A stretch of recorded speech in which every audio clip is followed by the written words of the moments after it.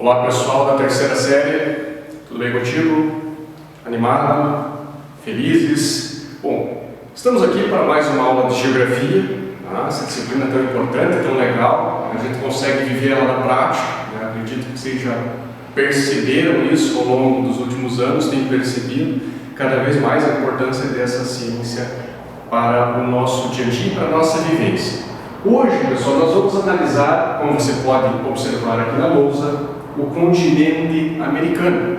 Para te lembrar, nós estamos trabalhando com o capítulo 31, a apostila 31, e você pode consultar o conteúdo dessa aula na página 20, 21, 22 e 23 do material didático. Então, como rotineiramente, como de costume, eu peço para que você faça a leitura desse texto, monte lá um esquema de estudo, um mapa mental, enfim, a melhor maneira que você quiser, que você entenda, que seja a maneira mais fácil de você assimilar o conteúdo. Então faça lá um roteirinho de estudo, pode ser um resumo, pode ser em formato de tópicos, como você queira e como você entenda que seja melhor. Beleza? Então vamos lá, pessoal. Como você pode analisar, e eu acabei mencionando agora há pouco, nós vamos fazer uma análise do continente americano. Lembrando sempre que nós estamos trabalhando com a organização do espaço mundial. Nós estamos tentando, nesse início de terceiro bimestre, entender como que o mundo está organizado. Essa organização ela passa pela questão da delimitação, pelo próprio contorno, digamos assim, dos países, pela questão territorial, que seria mais correta, e também se relaciona com as questões de ordem política, de ordem econômica, de ordem social, também, e todos os aspectos a esses elementos relacionados. Aí você poderia pensar nas questões, por exemplo, relacionadas à questão ambiental, entre uma série de outras. Tranquilo? E aí, só para te lembrar que em aulas anteriores nós já vimos a questão da velha ordem mundial, da nova ordem mundial, dos organismos, das organizações supranacionais, ONU, FMI, Banco Mundial, entre outros aspectos. E aí, hoje nós vamos trabalhar especificamente com o continente americano. Eu creio que você deve lembrar muitos aspectos relacionados a esse continente, sobretudo porque é o continente do qual nós fazemos parte. E aí é importante a gente ressaltar que a gente também faz parte do continente americano. Aquele discurso de que americano é apenas o cidadão estadunidense, não está correto. Todos os cidadãos que habitam o continente americano, seja a área continental, sejam as suas ilhas, são americanos também. Isso é importante a gente ter consolidado no nosso raciocínio. O continente americano, do ponto de vista geológico, ele pode ser dividido em três, como você sabe. Nós temos a América do Sul, nós temos a América Central e a América do Norte, que seria esses dois países aqui, Canadá, Estados Unidos, e englobaria o México também. Então nós teríamos essa divisão, América do Norte, América Central e América do Sul, do ponto de vista geológico, do ponto de vista geográfico. É claro que sempre é importante ressaltar que o México faz parte, sim, da América do Norte. É comum o pessoal se confundir, o pessoal acabar se enganando, cometendo alguns equívocos, quando muitas das vezes é relacionado, é mencionado o México como fazendo parte da América do Norte, e o pessoal entende ele como que se ele não fizesse parte, como se ele fizesse parte apenas da América Latina ou da América Central. E não, México, Estados Unidos e Canadá compõem o que a gente reconhece como América do Norte. Tranquilo até aí? E aí vamos dar uma analisada em cada uma dessas porções. Bom, a América do Norte, como eu acabei de mencionar, vai ser composta por esses três países, Os Estados Unidos, os Estados Unidos é o principal, o mais famoso, é o mais comentado da América do Norte, evidentemente é o país, é a maior potência do mundo, embora isso seja discutível nos dias atuais, mas na finalidade prática e segundo as informações oficiais, os Estados Unidos ainda é a grande potência mundial, tem o maior PIB do mundo. Você deve lembrar que eu mencionei numa aula anterior, cerca de 21, 22 trilhões de dólares por ano, o PIB norte-americano. E nós temos o Canadá, que também é um país muito importante no cenário mundial, nem tanto por sua economia, mas por ser um país de grandes dimensões, de grande extensão territorial. É um país que tem uma relação muito forte com os Estados Unidos. Eles são, digamos, dois países irmãos, né? Ambos os países foram colonizados por ingleses. No caso do Canadá, foi colonizado tanto por ingleses como por franceses, né?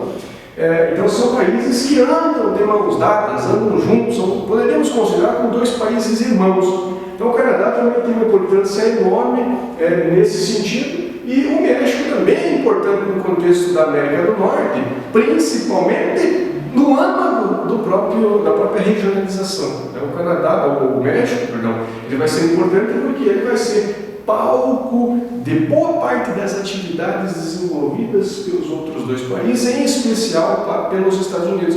Você deve lembrar que a gente trabalhou lá, que os Estados Unidos levou muito das suas indústrias, das suas empresas, para atuar sobre o território mexicano, uma vez que a mão de obra lá é muito barata, você tem uma disponibilidade muito grande de matéria-prima, de recursos naturais e etc.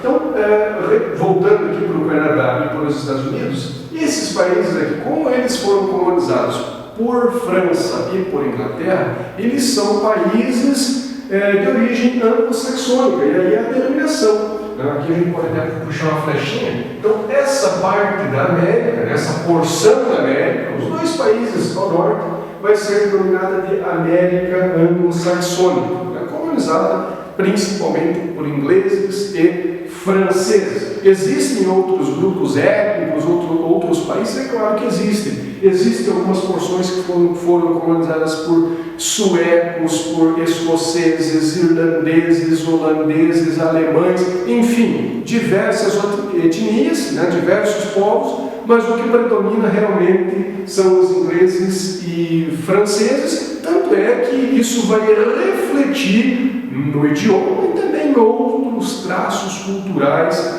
desses dois países. Aqui na América Central nós temos os países que foram colonizados. Na América Central e América do Sul nós temos os países que foram colonizados pelos povos latinos. A França também até entraria como povo latino, mas principalmente aqui por Espanha e Portugal. No caso, se a gente for analisar, aqui Espanha e Portugal. O Brasil aqui colonizado pelos portugueses e o restante da América do Sul e América Central colonizado pelos espanhóis. Existem outros territórios que foram colonizados por outros povos, como a Guiana Francesa, o Suriname, que é ainda hoje controlada pela Holanda, entre outros territórios, pequenas ilhas, mas a grande parte desses territórios, desses países, foram colonizadas por espanhóis ou portugueses, como é o caso do Brasil. O Brasil é o único país do continente que tem o idioma nosso, o português, como idioma oficial. Então, portanto, como esses povos, italianos, espanhóis, portugueses, têm como a linguagem deles tem a origem no latim, então a gente vai denominar os povos latinos, por consequência, do ponto de vista cultural e etc. Então, essa porção aqui, ou essas duas porções do continente americano, vão ser enquadradas ou vão ser denominadas como América Latina. Eu creio que aí você está bem ligado nessa questão. Então, quando você fala em latim, envolve aí toda essa massa territorial, as pessoas que procedem dessas regiões. E também, muitas vezes, também é feita referência aos povos que eu citei lá anteriormente em relação à Europa, os franceses mesmo, os italianos, os portugueses e os espanhóis, principalmente. Tranquilo? Do ponto de vista político e econômico, principalmente político, quem tem mais poder, obviamente, no continente como um todo é os Estados Unidos. Os Estados Unidos é o país mais poderoso, como se tem, você está careca de saber disso. Como que os Estados Unidos se relacionam com os demais países do continente americano? ele desenvolve uma política de boa vizinhança. Acredito que eventualmente você já pode ter visto isso, né, em algum artigo, enfim, né, você já deve ter ouvido isso talvez em algum momento da tua vida. Os Estados Unidos ele desenvolve uma política de boa vizinhança. O que isso significa na prática? Né? Aquela questão do intervencionismo, e aí você deve se relacionar lá com aquelas estratégias geopolíticas, com o pensamento do Mahan, com o pensamento do Nicholas Spykman, ele não se de intervir. Quando um país começa a ameaçar, ele vai lá e intervém, né?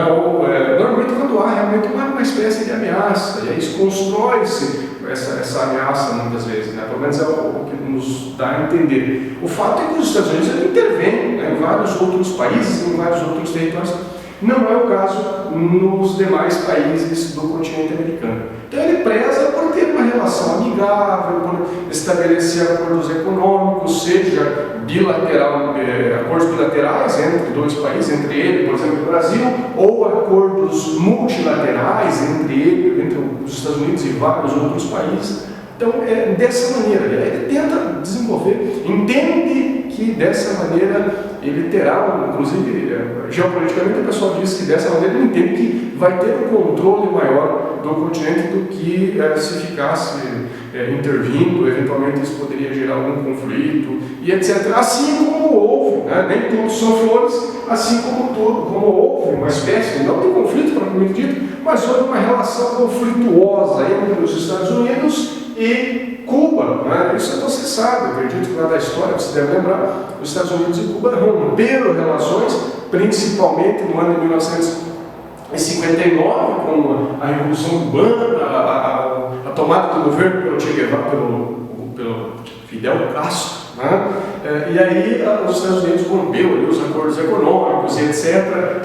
Houve uma aproximação de Cuba com a União Soviética, aquela história toda que você muito bem conhece. Aí os Estados Unidos, né, criou ali os obstáculos políticos, né, virou a cara para Cuba, depois estabeleceu uma série de embargos econômicos, então não baixava tarifa, não comprava nada de Cuba, enfim, aquele cenário que eu imagino que você conheça. Se você não conhece, me manda mensagem que a gente pode discutir, ou posso fazer uma aula lá, uma live, algo contigo para a gente discutir. Enfim, e aí, claro que no cenário atual, esses conflitos eles têm sido apaziguados. Né?